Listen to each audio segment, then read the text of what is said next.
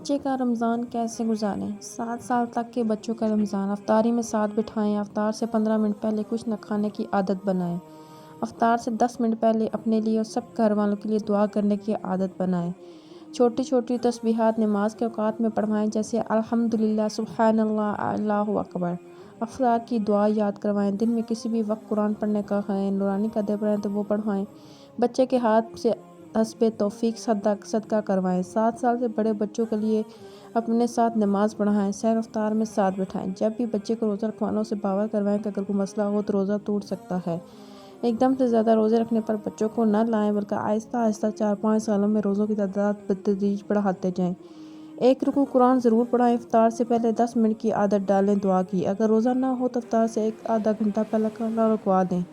بچے کو فجر کی نمازیں پڑھائیں۔ اشراق تک جاگنے کی عادت بنائیں۔ افطاری میں دسترخوان بچھاتے ہوئے بچے سے چھوٹے چھوٹے کام کروائیں۔ شب بیداری والی راتوں میں بچوں کو کچھ وقت ساتھ عبادت کروائیں۔ بچوں کے ہاتھ سے حسب توفیق صدقہ کروائیں۔ اللہ پاک ہمیں سب کو اسلام پر عمل کرنے کی توفیق عطا فرمائے، آمین ثم آمین۔ آج کی میری ویڈیو کیسی لگی کمنٹ کر کے ضرور بتائیے، سبسکرائب کیجیے گا۔ اللہ حافظ۔